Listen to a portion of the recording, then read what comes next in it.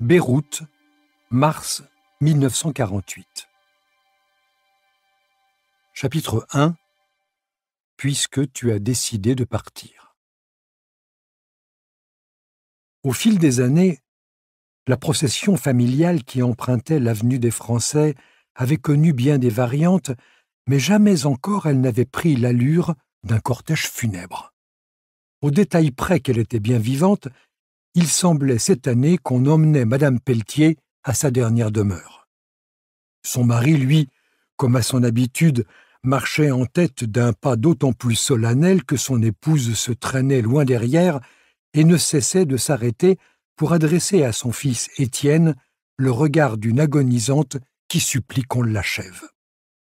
Derrière eux, Jean, dit Bouboule, en digne aîné, avançait d'un pas raide sa petite épouse Geneviève trottinant à son bras.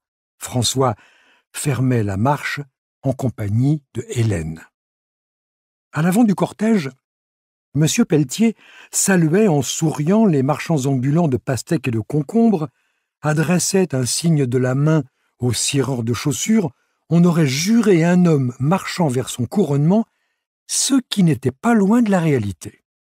Le pèlerinage Pelletier se déroulait le premier dimanche de mars, quel que soit le temps. Les enfants l'avaient toujours connu. On pouvait échapper au mariage d'un voisin, au réveillon du jour de l'an, à l'agneau pascal, il était impensable de manquer l'anniversaire de la savonnerie.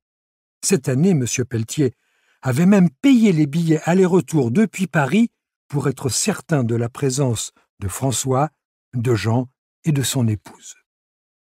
Le rituel comprenait acte 1, la lente déambulation jusqu'à la fabrique, principalement destinée aux voisins et aux connaissances. Acte 2, la visite des locaux que tout le monde connaissait par cœur.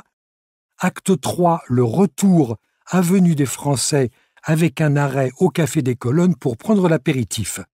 Acte 4, le repas en famille. Comme ça disait François, on s'emmerde 4 fois au lieu d'une.